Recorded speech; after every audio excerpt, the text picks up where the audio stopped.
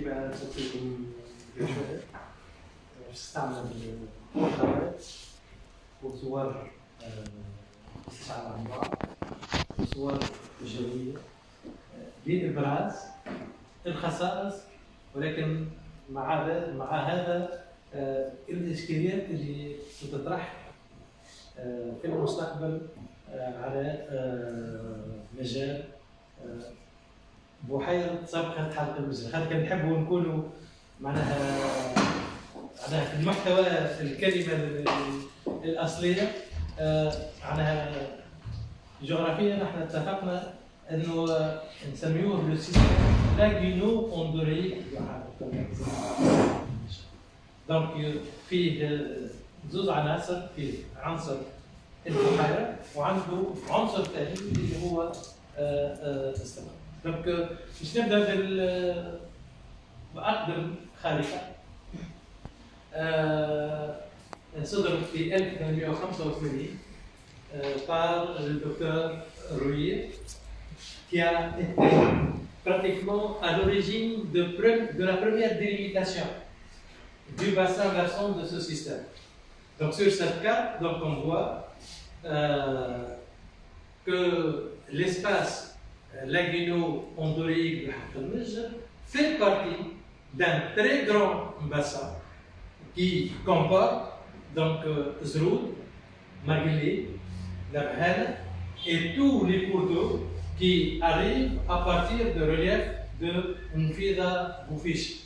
Donc, sans rapport entre l'espace occidental et l'espace oriental, entre l'espace sud-occidental et l'espace nord-oriental, on ne peut pas comprendre ce qui se passe aujourd'hui dans ce système. Donc, le docteur Rouillet était en mission plusieurs fois, donc avant l'accusation de la Tunisie et après. Et donc, on lui doit une qualité d'information sur ce qui se trouvait dans cet espace-là, capital pratiquement. Pourquoi? Parce qu'il a été parmi le premier à délimiter spatialement et dresser les limites de ce système. Et donc, au début du temps colonial, il y avait un grand projet qui visait pratiquement à créer au sud de la Tunisie donc un lien entre Châtelet et la mer. Donc ça c'est important, il n'est pas dans nos propos aujourd'hui, mais il est important parce que quand il a réalisé ce travail, donc il a démontré que ce lien entre la mer et l'intérieur de terre ne concernait pas l'espace de Châtelet, mais concernait l'espace donc de Haqqel-Mejr. Donc il y avait un grand défaut donc de départ, donc c'était entre autres grâce à ça qu'il n'y a pas eu cette catastrophe que d'autres tout récemment depuis 2011 ils voulaient de nouveau que ce projet reprenne. Donc là, Rouillet n'était pas tunisien, il était français.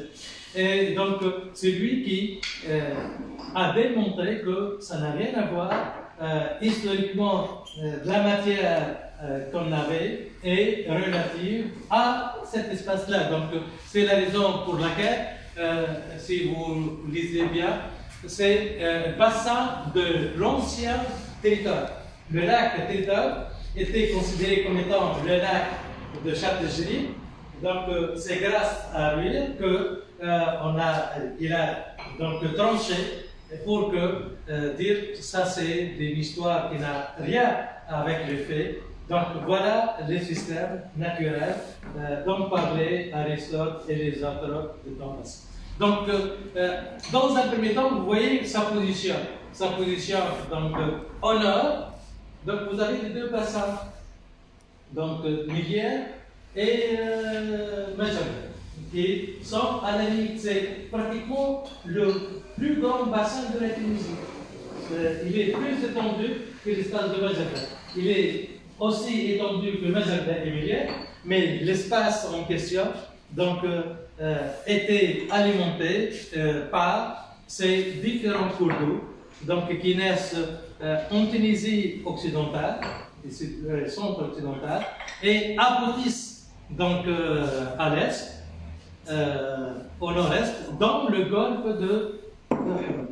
Donc, le golfe de Hamad aujourd'hui est l'unique pratiquement golfe du pays non encore donc, soumis à ces formes de développement, entre guillemets, qui ont quelque part fait perdre à la Tunisie, soit au niveau de Tunis, soit au niveau de Guerbes, un potentiel qui aurait pu être donc, développé autrement. Bon, ça c'est du passé, c'est de l'histoire, mais voilà ce qui reste pour la Tunisie.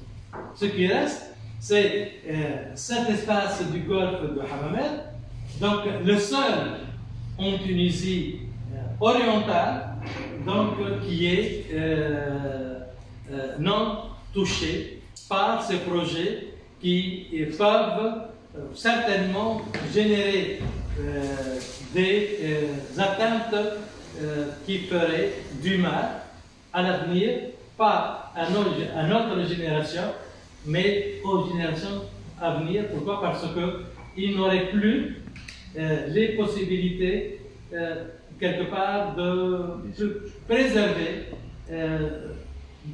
leurs ressources pour leur vie. Donc, je passe à la deuxième photo, qui est en fait une carte qui a été levée en 1887. C'est des cartes en hachure, et ces cartes donc là montrent l'espace proche. Donc on n'est plus dans le grand espace, on est dans l'espace du centre-est, mais septentrional. Donc nous avons Sabkhat el-Kelbir, et Sabkhat el-Kelbir était une des sources d'alimentation principale de l'écoulement donc en direction de Halq el-Meshed, et puis les autres sont les petits bassins d'Nfida et de Boufichi. Et donc cet espace-là, quand on regarde la carte qui a été réalisée par la direction des ressources en eau, donc on voit, c'est la carte des zones humides. Et donc les zones humides de cet espace-là, donc il y a Sabkhat el-Kelbir, puis il y a Sabkhat Jriba, et puis il y a donc Halq. Donc vous voyez les différents cours et le nombre de cours d'eau qui transitent dans la plaine des courants pour aboutir à donc El-Kelbir, et puis à travers Oued-Seb, donc vers la mer. Et contrairement à ce qu'on pense, il y a eu pendant le XXe siècle plusieurs fois où El-Kelbir a déversé en mer. Donc il y avait entre pratiquement 20 et 25 ans à chaque fois des grandes pluies. Les dernières grandes pluies étaient celles de 1969 et de 1973. Donc c'était les dernières fois où l'eau de la Tunisie du centre-ouest arrivait donc vers Halq el-Meshed. Donc vous verrez à travers quelques photos aériennes de 1970 le fonctionnement à l'occasion de ces inondations. Mais c'était aussi la décision qui a été prise par l'État tunisien pour faire de sorte que le choix des barrages et de grands barrages devient une réalité. Parce que, donc après, il y avait déjà un barrage, donc, qui a été construit avant l'événement de 1969, mais après les deux événements 69 et 73, il y avait la prise de décision de réaliser de grands barrages. On ne peut pas voir nos villes, nos grands axes de circulation, donc soumis à cette alliance. Et donc, c'était la décision qui a été prise pour réaliser dans un premier temps le barrage de Marguerite, de Zrou, pardon, et ensuite de Marguerite, parce que Kérouan aurait pu être submergé par les eaux. Et donc, on a vu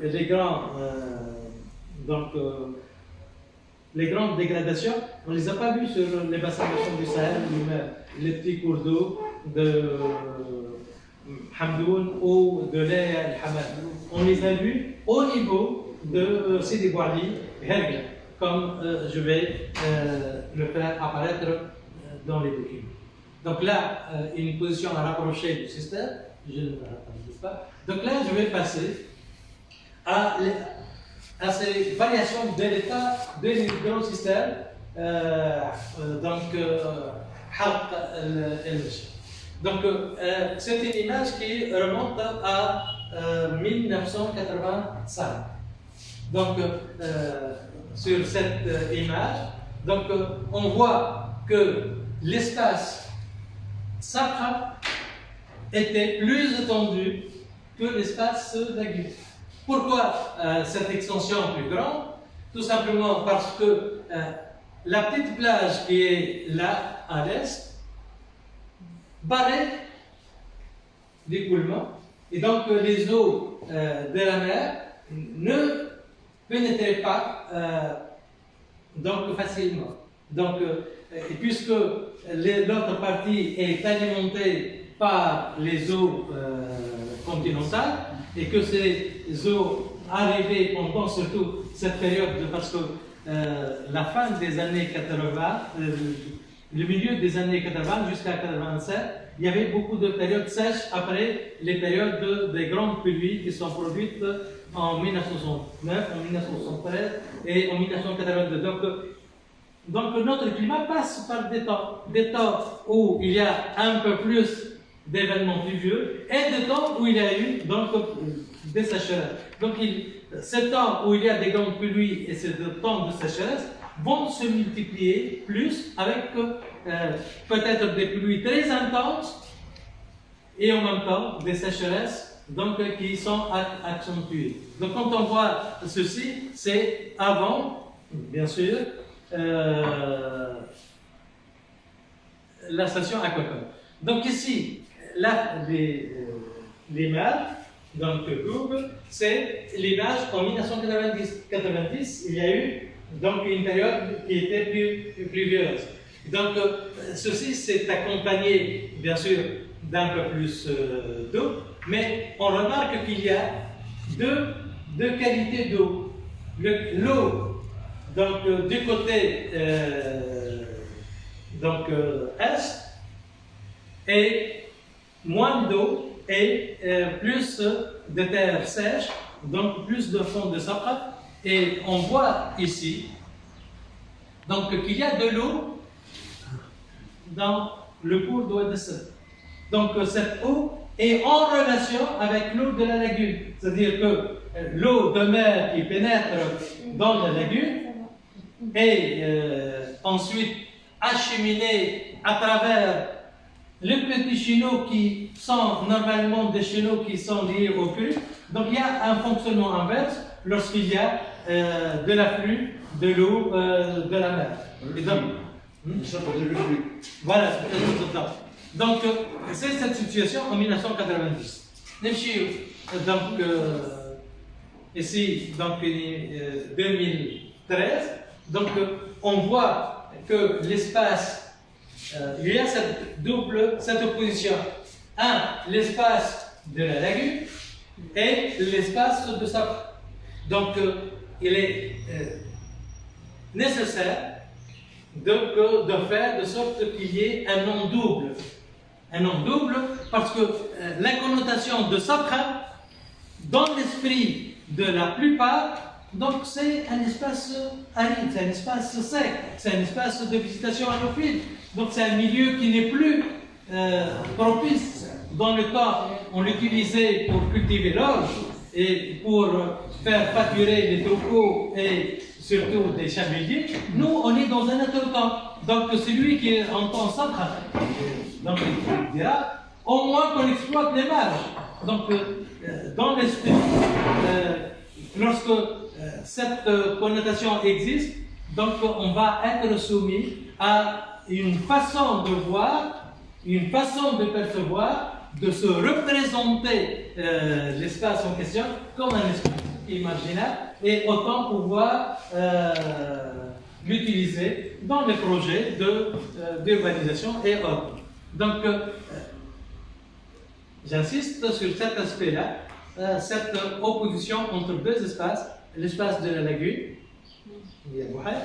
ou l'espace qui est sec, qui est l'espace de Safra. Et donc, vous voyez parallèlement, donc là, il y a eu des changements, et les changements sont en rapport avec quoi? Ils sont en rapport avec tous les aménagements qui furent réalisés, puisqu'il y a eu non seulement les grands barrages sur les différents cours d'eau, mais il y a eu des lacs collinaires et des petits barrages collinaires, non seulement au centre-ouest, mais également à la mort, donc au niveau de Mpida Boufissa, pour protéger l'autoroute et pour faire de sorte que l'espace où on projetait le développement donc, devait être protégé contre les inondations.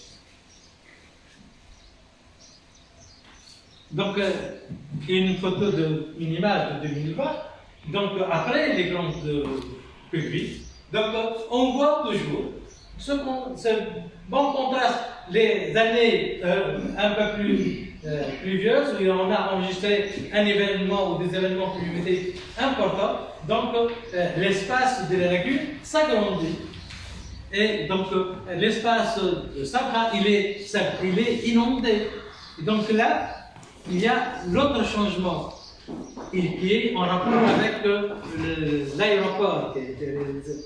Donc, lorsque l'aéroport a été réalisé, donc, il y a eu une influence de l'eau nouvelle, celle de Oued El Khayrat. Donc, l'eau de Oued El Khayrat, auparavant, allait pour l'essentiel vers Jriba. Aujourd'hui, donc, cette eau va à Haq al-Masjid. Donc, Haq al-Masjid est devenu un espace d'inondation naturelle en relation avec les modifications générées dans l'écoulement. On ne peut pas faire autrement.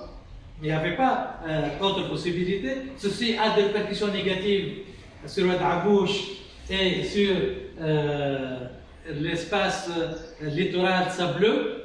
Mais quand on a un grand projet de ce type-là, donc c'était pour le développement de la région. Mais ceci s'accompagne d'un changement. Donc quand il y a un changement, il faut en tenir compte, mais il va falloir aussi faire de sorte que ce projet-là ne s'accompagne pas d'autres effets qui pourraient être très négatifs.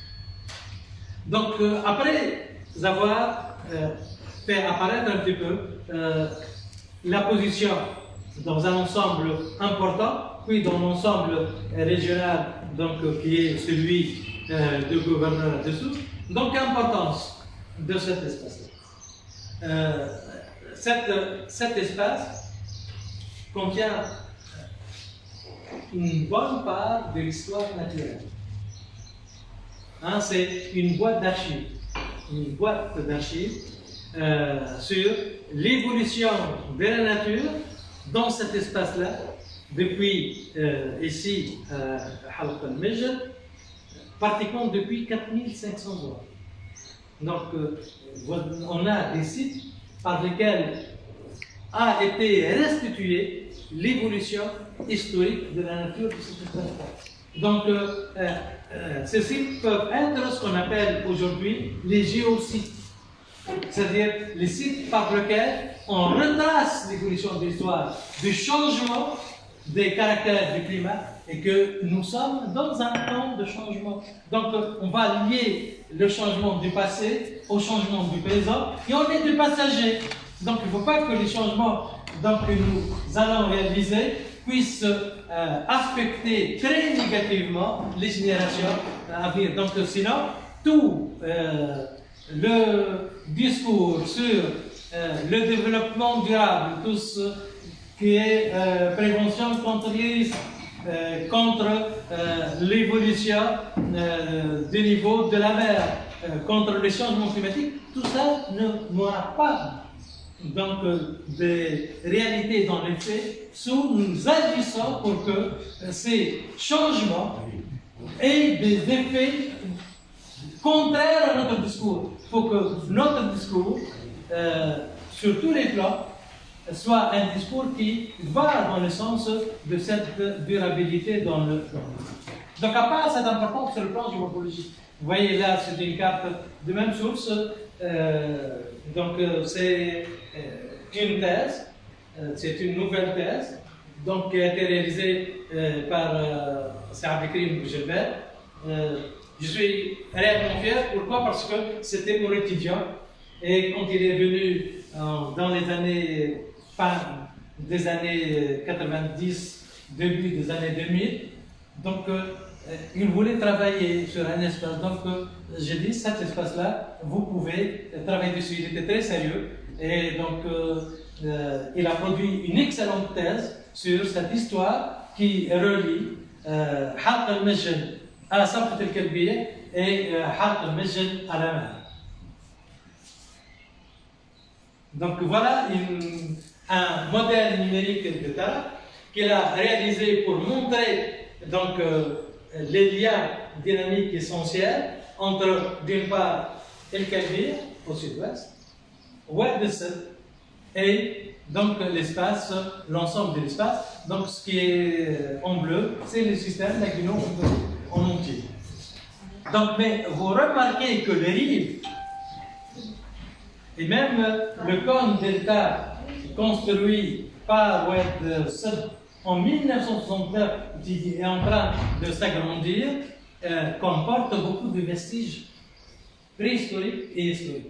Donc, à part l'histoire de la nature, il y a une part de l'histoire de la société et des hommes. Et donc, nous disposons de ces études-là. Et donc, nous avons des préhistoriens, dont notre collègue qui n'a pas pu venir parce qu'il y a des examens actuellement. Et donc, la remise des notes et les délibérations, c'est Sophia. Mais nous avons un préhistorien qui est responsable actuellement à Sousse, et donc qui a travaillé également sur les sites. Donc, vous voyez que la vallée d'Oued Sed, ses rives droite et gauche, sont très riches en sites archéologiques. Donc, à part les géosites, on a les sites archéologiques importants. Donc, c'est un espace qui dispose de richesses du patrimoine non seulement naturel, mais également archéologique. Donc, sur le plan archéologique, à partir des documents produits par le docteur Louis,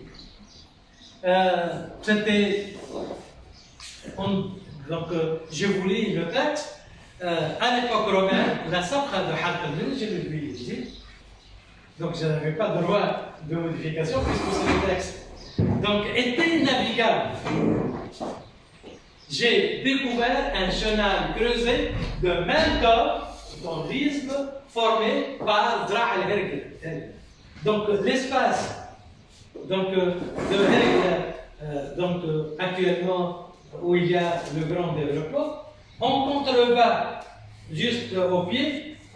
Donc l'isthme, c'est cette micro-baie, espace-là qui était en relation avec la lagune pendant l'Antiquité. Et donc, il y avait celui-ci, Mais il y avait un deuxième, là où il y a le pont dit romain. Le pont, donc, en question, donc il en parle aussi. Ce canal unissait la Sabra de Hadramij à la mer, était uni à la mer par un canal artificiel, et c'est dans ce port naturel que forment à l'entrée de la Sabra les falaises de Dra Herg. Donc, lisez une description qui remonte à 1885, qui décrit exactement donc, ce qu'on a. Et Dra Herg, donc, en fait, nous avons les meilleures coupes de la Tunisie du centre sur l'évolution des paysages depuis 80 000 ans. C'est des sites qui sont d'une importance mondiale pour voir ce qui se passait sur la rive sud de la Méditerranée. Ils ne sont pas encore touchés. Ils sont encore là. Il va falloir les préserver et faire de sorte qu'il n'ait pas le sort de la falaise de Monastir. On est déjà à la falaise après le même circuit que le monastère. On est là pour dire faisons attention, faisons les freins et agissons. La Tunisie dispose sur le plan de ces structures, maintenant sur le plan de la société civile, des municipalités, de quoi pouvoir faire respecter ceci. C'est un rapport à mettre en place au niveau de la société et pas nécessairement uniquement au niveau des textes. Que chacun joue son rôle pleinement. Parce que on ne peut pas, pour un développement immédiat, donc faire de sorte que ces ressources se transforment en campagne. Donc, aujourd'hui, je disais en 1880, cette issue artificielle, c'est en partie obstruée. Les eaux à l'époque de pluie ne s'écoulent plus que par une coupure naturelle, une sorte d'hiatus s'ouvrant entre les derniers membrures calcaires du Sahel et les dernières falaises de Dra Herg. Ici, la Sabra n'est plus séparée de la mer par une simple barre analogue à celle que l'on observe à l'embouchure, et que la moindre pluie a fait disparaître. La barre de Sabra est en tout point semblable à celle qu'on observe à l'embouchure de Milia. Donc il parle de la deuxième entrée d'eau, celle qui est actuelle, donc qui assurait la communication entre la mer et la lagune et l'espace complet. Donc ici, je passe à des photos aériennes de 1970 qui restituent la situation en 1900. Donc, 60. Donc c'était des photos aériennes prises juste après l'événement de 69. Donc on voit ici donc, la zone d'épandage et on voit l'écoulement qui est venu franchir la barre sableuse et évacuer les eaux vers la mer. Et donc cet espace de la lagune, bien sûr, avait beaucoup fonctionné pendant ce temps-là. Donc, des photos qui étaient prises pendant ce temps-là. Et c'est des photos, donc c'est presque un atlas sur les inondations de 1969. Pour dire qu'on avait des structures d'un État qui prenait en main. C'était une vraie crise, c'était la crise la plus grave sur le plan climatique et sur le plan hydrologique. La Tunisie, de ce temps-là, a su, malgré les difficultés sociales et économiques, réellement passer, et parfois par une très bonne connaissance de ce qui s'est passé, et par faire des projets pour donc faire de sorte que les dégâts produits donc, soient réparés et en même temps aller vers d'autres projets. Et les autres projets, c'était les grands projets de développement de barrages et de développement des périmètres irrigués dans les régions qui avaient moins de ressources pour elles. Donc, la première photo, c'était donc au niveau du chenal. Là, c'est la route, la GPA. La GPA qui était à différents endroits brisée et emportée par l'eau. Parallèlement, donc, vous voyez ce qui est plantation d'oliviers en plein dans l'eau.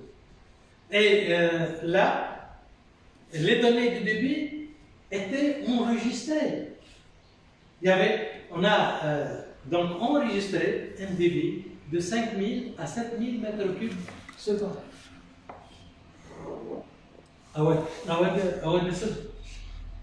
Pour les autres, il y a eu des évaluations. En 1969, donc il y a eu des évaluations des écoulements pour les petits cours d'eau pour lesquels donc, ils n'avaient pas la possibilité donc, de faire des mesures directes. Donc ils ont fait des évaluations. Et donc, Oued El-Khairat El-Moussa, donc pour une période de retour de 50 ans, il y a 644 mètres cubes secondes. Et puis pour une période de retour, 500 mètres cubes secondes. À la base, les apports en eau pour 20, donc l'espace qui est aujourd'hui situé juste à l'amont de retour, donc le débit est évalué à 250 mètres cubes secondes. Donc parallèlement à ceci, à ces écoulements, donc ici c'est la photo qui montre la rupture de cette route qui relie source à Hagel. Donc moi à vrai dire, quand je lisais, je n'ai pas fait beaucoup attention, mais regardez, lisez route touristique sous Hagel. Donc, كانوا يمشيو للدفلي وقتها في les années 69 معناها اللي يبدا عنده مريض باش يهزوا للسبيطار يهزوا في فلوكه ما عادش ديجا. Donc on voit voilà l'impact. Donc moi je vais profiter un peu de cet événement parce qu'on dira que bien sûr on a fait les grands barrages, on a fait les petits barrages, on va plus être soumis au risque d'inondation. Pas si vrai que ça.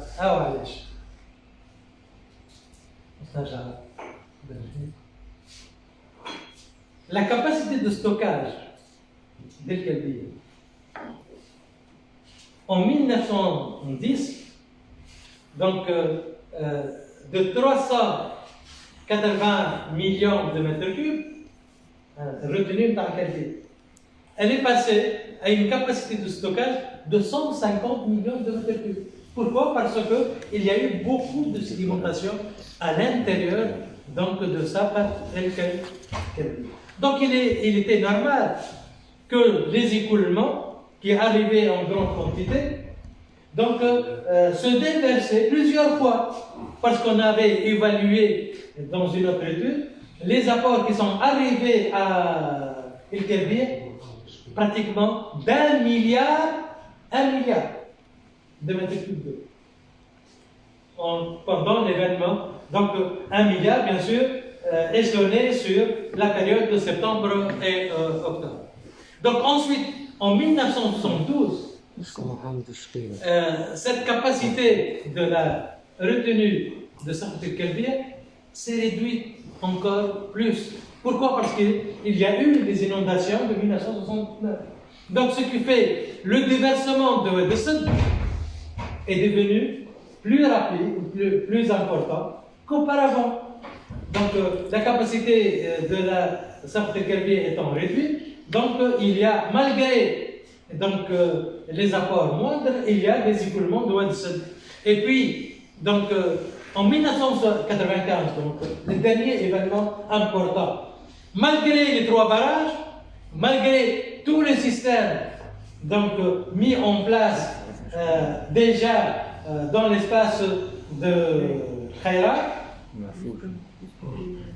et le Bjini, tous les travaux d'aménagement, l'eau de Kelbiya a réussi à se déverser. Donc pourquoi? Parce qu'il y a eu un exaucement du fonds.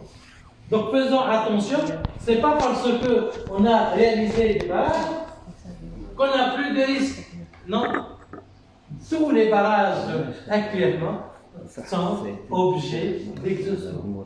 Le rythme d'exaucement de la plaine, dans le dernier travail qui a été réalisé par le professeur Raouf El-Karrat, il est estimé dans notre espace, ici de Half al-Mijl et environ, à une moyenne d'1 mètre par an sur l'espace de son temps. Donc il y a un fort exaucement. Donc le fort exaucement va être nécessairement accompagné de quoi? D'une exposition au risque plus important, malgré les aménagements qui sont réalisés. Les aménagements éclairent, mais ne le tiennent pas compte. Donc c'est la raison pour laquelle, pour l'avenir, il va falloir qu'il y ait une délimitation. Et donc une délimitation, elle doit être faite par ceux qui sont dans le domaine. Donc il ne s'agit pas seulement de protéger la nature, il s'agit de protéger la société contre les risques à l'avenir. Donc protéger cet espace, il a une fonction. C'est un réceptacle des eaux d'inondation. Et les inondations vont être plus répétées malgré la diminution, donc il ne va pas falloir exposer les gens à ces risques. Surtout que, donc, vous avez la carte des pluies pendant les événements qui ont généré en 1995 les inondations. Donc vous voyez les quantités les plus grandes sont sur le relief limitrophe. Les reliefs limitrophes, tout simplement pourquoi? Parce que les flux étaient d'est et de sud-est. Donc les reliefs qui sont les plus proches ont reçu les plus grandes quantités. Si les flux étaient du nord, donc on aurait eu le phénomène inverse. Mais les flux d'est et du sud-est vont être à l'avenir plus importants dans les écoulements que les flux du nord. Donc pourquoi? Parce que la circulation atmosphérique pendant les périodes qui sont plus sèches vient plus de l'est et du sud-est qu'elle vient du nord et du nord-ouest. Donc si on regarde les bassins versants maintenant, donc vous voyez, c'est des petits bassins, mais là, donc, on a pris en compte uniquement les bassins versants d'ordre 4, qui sont en nombre élevé. Et ces bassins d'ordre 4, c'est des bassins qui concentrent rapidement l'eau. C'est-à-dire, entre la chute de la pluie et l'écoulement, le temps va être court. Donc, les débits, malgré les aménagements, donc, vont être forts. Donc, il va falloir entretenir et travailler sur la protection à l'avenir. Donc, vous voyez ici les espaces qui ont réellement le plus d'apport en eau de ruissellement. Donc, vous voyez particulièrement sur les reliefs au nord, donc il va falloir qu'il y ait de l'effort pour que pas de grande quantité d'eau arrive sur l'autoroute et arrive donc, il faut qu'il y ait un écartement, un étalement dans le temps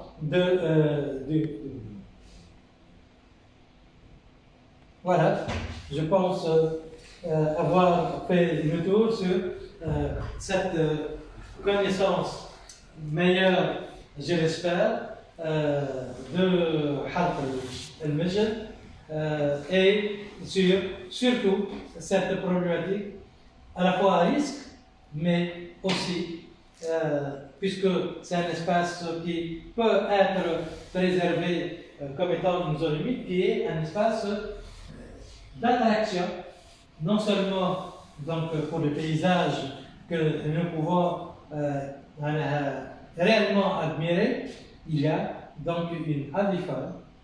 Et la Tunisie, quand elle a signé, c'est elle qui a classé, qui a proposé d'inscrire l'espace en question dans la liste des zones universelles. Ce ne sont pas les étrangers qui sont venus proposer. C'est l'État tunisien qui a proposé en fonction de quoi? En fonction des problèmes donc, du présent et de l'avenir.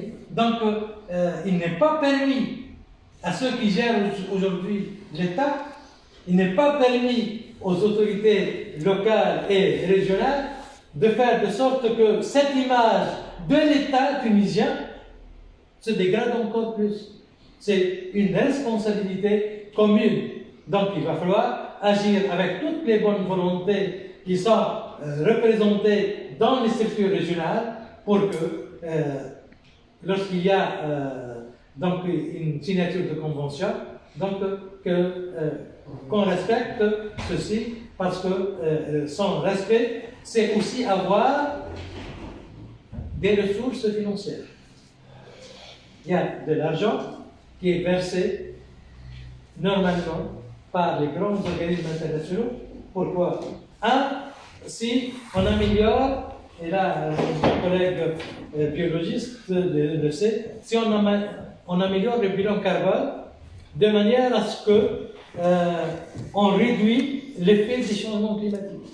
Et ceci sera visible par quoi?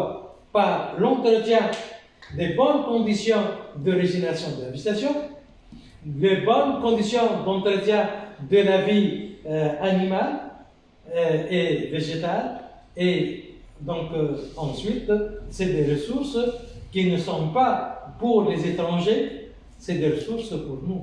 C'est pour les générations actuelles et pour les générations à l'avenir. Merci de votre attention. سي احمد شكرا برغم المجهودات اللي قامت بها الدوله على تفادي الفيضانات في عام 1970